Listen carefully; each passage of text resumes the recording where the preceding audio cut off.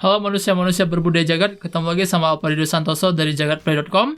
Tahun 2021 belum berakhir, tapi gue udah mau ngomongin tahun 2022. Dan kita nggak akan main-main, kita ngobrolin soal salah satu game yang punya kandidat terkuat jadi Game of the Year-nya 2022, walaupun 2021 ini belum kelar. Game apakah itu? Let's go! Oke, tahun 2021 memang masih belum kelar, tapi kita udah mau ngobrolin soal salah satu kandidat game terbaik buat 2022 antar. Dan game yang akan kita pilih sekarang adalah Elden Ring dari From Software dan Bandai Namco. Nah, boleh nggak terlalu familiar, Elden Ring adalah gamenya From Software yang selama ini terkenal dengan game-game Souls. Jadi Dark Souls, Bloodborne, Sekiro, dan dulunya Demon's Souls juga untuk PS3 terus di remake di PS5. Nah, si From Software akan ngeluarin satu game baru namanya Elden Ring di 2022 antar, tepatnya bulan Februari, yang bakal gabungin seri Souls dan daya tarik Souls. Yang notabene merupakan action RPG yang susah banget, yang bisa bikin lo lempar controller ke seberang ruangan atau nangis menjerit-jerit karena nggak bisa lewatin boss, dengan konsep yang baru banget gitu. Dan apa sih yang ditawarin sama ini game dan kenapa kita optimis walaupun 2021 belum berakhir, ini game akan jadi salah satu kandidat terkuat Game of the Year buat 2022 antar gitu. Nah, salah satu inovasi yang ditawarin sama From Software dan terutama Hidetaka Miyazaki, sang bos besarnya untuk seri Elden Ring ini adalah konsep open world. Jadi selama ini kita tahu kalau misalnya Bloodborne atau Dark Souls atau Sekiro, walaupun dunianya gede, itu biasanya cuman menghubungkan satu atau dua lokasi doang gitu dengan satu pintu besar misalnya.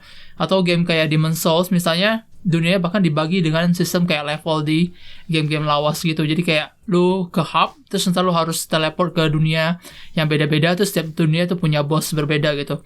Nah, Elden Ring itu konsepnya adalah dunia Souls, tapi open world. Anggap aja kayak Skyrim digabung sama seri Souls. Jadi bayangkan sebuah dunia Skyrim di mana lu bisa jalan-jalan kemanapun yang lu mau dan nemuin dungeon kecil ataupun dungeon besar, tapi tingkat kesulitannya kayak tingkat kesulitannya si Souls. Nah, itu yang akan lu temuin di Elden Ring ntar. Nah, yang menarik adalah sistem eksplorasinya juga beda sama Skyrim, nggak mentok kayak Skyrim. Jadi lu akan tetap punya satu level penting di mana lu harus nyelesain itu buat gerak ceritanya. Jadi ceritanya supaya bisa bergerak, lu harus nyelesain satu tempat spesifik. Biasanya dia bentuknya benar-benar kastil yang gede mampus yang bisa lu lihat dari manapun ketika lu explore. Terus di samping-samping kastil ini, di daerah-daerah terpencil lu akan bisa nemuin gua atau dungeon atau catacombs yang isinya adalah reward-reward yang penting. Jadi apakah lu pengen nge-explore ini sisi-sisi kecil dunianya buat ekstra rewardnya atau enggak, itu terserah lo. Tapi ceritanya jadi kayak semacam level-level Dark Souls yang sama yang lo kenal, itu dibagi ke dalam dua part. Jadi ada satu bagian gede di mana cerita berjalan dan bagian-bagian kecil yang akan berubah jadi gua ataupun katakombs kecil yang bisa ngasih lo reward gitu. Nah, lebih kerennya lagi, karena dunianya sekarang udah luas banget, lu nggak harus berjalan kaki. Jadi, Elden Ring sekarang juga nyediain sebuah transportasi kuda yang bisa lu manfaatin buat gerak lebih cepat ketika lu explore dunianya yang gede banget. Terus lu juga bisa manfaatin kuda untuk bertarung langsung, kayak Dynasty Warrior gitu, dari kuda tanpa harus turun. Nah, kuda ini juga benar-benar bisa diandalkan buat berantem karena pertama animasinya lumayan halus, terus kedua mobilitasnya tinggi. Jadi kalau misalnya lawan monster yang bisa ngegebuk lu 1-2 kali mati dan cepat, lu bisa gunain kuda ini buat kayak punya ekstra kecepatan lah di atas mereka. Jadi lu bisa masuk, nyerang, terus mundur, hindar dan sebagainya. Terus ada daerah juga yang hanya biasa diakses dengan kuda karena si kudanya bisa double jump. Jadi lu harus mikir juga kadang-kadang, kayaknya lokasi ini menarik ya, mending gue coba naik kuda, terus gue coba lompat 2 kali, apakah gue bisa nemuin sesuatu yang baru atau enggak di situ. Nah, kuda juga jadi bagian yang esensial banget buat si Elden Ring. Terus yang menarik juga di Elden Ring, karena konsep dunia terbuka, boss itu nggak selalu terkunci hanya di kastil atau hanya di gua-gua kecil yang tadi gue bilang sebelumnya. Jadi tidak tertutup kemungkinan ketika lo lagi jalan-jalan gitu di sudut-sudut dunia, terus tiba-tiba ketemu sama, kayak gue belum pernah lihat deh monster ini gitu. Terus pas lu lawan ternyata dia memang boss dengan bar darahnya sendiri dan tingkat kesulitan yang pasti tinggi banget gitu. Nah, menjadi keputusan lu apakah lu mau ngelawan boss ini atau lu bisa menghindar dengan stealth misalnya yang sekarang juga di tawarin dari seri Sekiro sebelumnya, di mana lu bisa mengendap dan bergerak sembunyi-sembunyi kalau lu mau, tapi lu bisa juga bertarung secara terbuka dan berusaha menang dengan imbalan yang kadang-kadang memang, bukan kadang-kadang ya, tapi mostly worth it gitu. Jadi, dan sejauh ini at least dari network test yang kita jajal di PlayStation 5, jadi ini benar-benar cuma network test, dari semua video yang lu lihat sekarang itu semuanya dari network test, itu bukan dari full version. Dari network test yang kecil ini aja kita udah ketemu sama banyak banget gua, banyak banget dungeon kecil, banyak banget boss, dan hampir di setiap gua tuh bossnya unik semua, nggak ada satupun yang sama. Terus banyak juga bos-bos yang nongkrong di dunia luar gitu, dan tidak ada satupun juga yang sama. Jadi sebenarnya si From Software benar-benar buat nge-push kreativitas mereka buat ngehasilin sebuah dunia yang nggak cuma menarik dari sisi visual doang, tapi juga isinya juga sepertinya siap menawarin tantangan di setiap sudut, dan tantangan itu nggak ada yang sama gitu. Kadang-kadang bisa jadi bos yang bentuknya cuma bunga doang, bisa jadi bos yang bentuknya manusia banget dan kecepatan serangan yang tinggi, bisa jadi bos berkuda yang ya bisa aja gitu ngehajar lu dengan cepat tanpa lu bisa menghindar dengan dengan gesit kalau misalnya lu tidak bisa membaca serangannya gitu. Jadi itu yang ditawarin sama si Elden Ring di atas permukaan. Nah, karena dunianya gede mampus, Elden Ring juga nyediain sekarang namanya peta. Dia kayak Dora aja gitu, peta gitu. Nah, dia petanya juga lumayan lucu. Jadi, kalau misalnya lu ketemu sama item yang namanya map fragment, petanya akan kebuka langsung.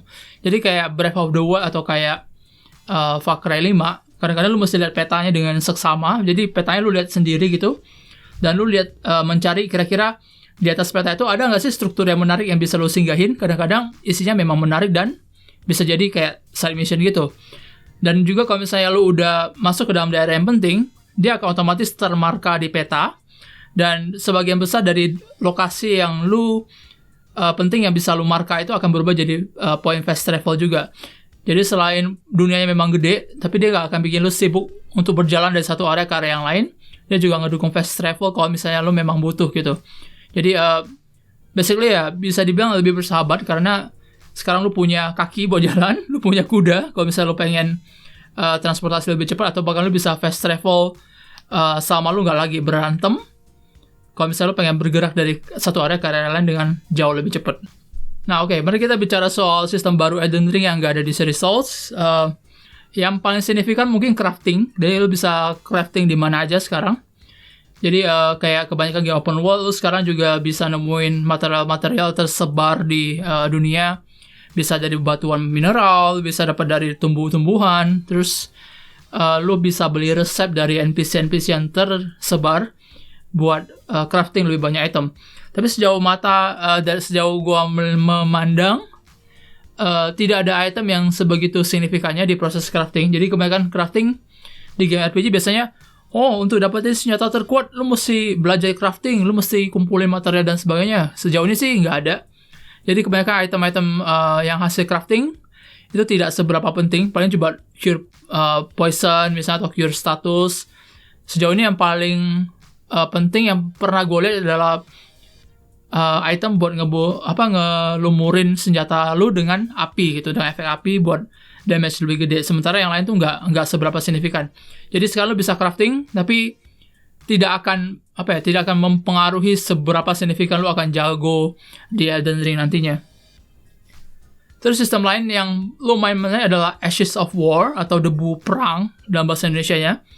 Jadi kalau di zaman dulu kebanyakan reward dari proses eksplorasinya seri Souls adalah boss rahasia dan souls buat naikin level. Sekarang ada item lagi namanya Ashes of War.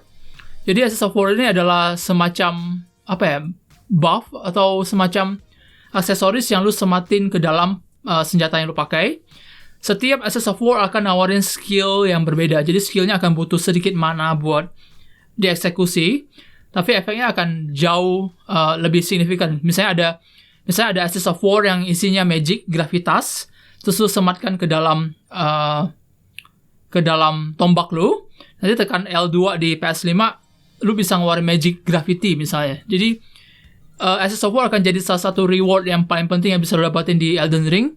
Kalau bisa lu rajin eksplorasi. Kadang-kadang senjatanya memang bukan senjatanya aja, tapi kadang-kadang memang dia ngasilin rewardnya senjata. Jadi lu dapat baju atau equipment baru atau aksesoris baru. Tapi ketika lu dapat Ashes of War, lu ada chance buat bikin senjata lu yang udah kuat tuh makin kuat. Apalagi selain ngasih skill, dia juga bisa mempengaruhi atribut. Misalnya kayak yang tadi gue bilang, misalnya kayak gravitas masukin ke tombak lu yang dulunya serangannya fisik doang, sekarang udah bisa tambahin sedikit serangan magic gitu misalnya. Jadi ada fleksibilitas kayak gitu dan bikin proses eksplorasi itu makin penting. Terus mekanik lain yang lumayan menarik juga datang dari feature namanya Summon Spirits. Jadi kalau misalnya lu explore atau lu nongkrong bareng NPC, beberapa merchant di lokasi tertentu, lu bisa beli sesuatu item yang namanya Spirits dan butuh mana buat dipanggil. Jadi seperti yang bisa diprediksi, namanya juga Summon Spirits. Item ini bakal manggil sejenis roh monster atau roh teman yang bakal bantuin lu sama berantem dan punya bar HP mereka sendiri. Ini juga cukup pintar buat ngehindarin musuh. Nah, ini bakal penting banget buat lu karena satu, dia akan bantu ngasilin damage. Yang kedua, dia akan ngedecoy jadi kayak semacam target buat diserang boss gitu. Jadi lu bisa nyerang boss dengan lebih aman. Lu bisa berusaha selama periode HP spiritnya masih ada, lu bisa berusaha lemparin damage segede mungkin ke boss supaya lu bisa menang gitu. Jadi untuk sementara ini gue bisa bilang kalau dari sistem yang ditawarin sama Elden Ring, Summon Spirit kalau misalnya lu bisa manfaatin akan bener-bener bantu lu mempermudah segala kondisi lah bertarung dengan musuh biasa ataupun lawan boss. Apalagi kalau di Elden Ring itu ada banyak lokasi di mana musuh tuh bisa sampai kayak 8 atau 9 orang berkumpul di saat yang sama. Jadi lu memang butuh bantuan. Tapi lu nggak perlu selalu ngandelin Summon Spirit. Feature multiplayer dari seri Souls sebelumnya di mana lu bisa kooperatif ataupun kompetitif juga kembali hadir di Elden Ring dengan item tertentu yang mesti lu akses. Kalau co-op udah pasti lu bisa berpetualang bersama, nyelesain dungeon kecil, nyelesain dungeon gede bareng-bareng, tapi lu nggak bisa naik kuda. Itu doang sih kelemahannya. Sementara untuk kompetitif lu bisa menginvasi dunia orang lain dan jadi bajingan buat ngebunuh mereka walaupun mereka gak ada salah sama lo. Jadi konsepnya juga sama di Elden Ring ini. So, kenapa gue yakin Elden Ring bakal jadi salah satu kandidat Game of the Year 2002 mendatang walaupun 2021 ini belum berakhir, karena memang hampir semua orang yang suka sama seri Souls, yang suka disiksa oleh game yang sulit ini sepertinya sebenarnya setuju kalau apa yang ditawarin sama From Software di Elden Ring memang ngebawa ini formula ke level yang lebih tinggi. Kita ketemu sama dunia yang terbuka, variasi monster dan boss yang kayaknya nggak main-main. Terus juga ada banyak event yang lumayan mengejutkan. Misalnya pas lu naik kuda, lu nggak pernah tahu ada apa-apa, terus tiba-tiba ada naga yang turun terus ngehajar semua musuh di sekitar dan tiba-tiba nembakin api ke arah lu dan lu harus berjuang bertahan hidup. Terus juga di sisi lain juga, walaupun konsepnya baru, mereka juga memfasilitasi banyak hal supaya lu tuh bersenang-senang dengan usaha lu buat nyelesain gamenya dan lawan boss gitu, instead of kerepotan bergerak misalnya. Jadi kayak lu disediain kuda, lu disediain fast travel, ada beberapa boss yang nyediain checkpoint juga tanpa harus pulang ke bonfire misalnya. Terus ada juga fleksibilitas build, nggak cuma dari karakter, tapi juga dari senjata. Jadi ada begitu banyak hal yang baru yang hendak disuntikan sama si From Software.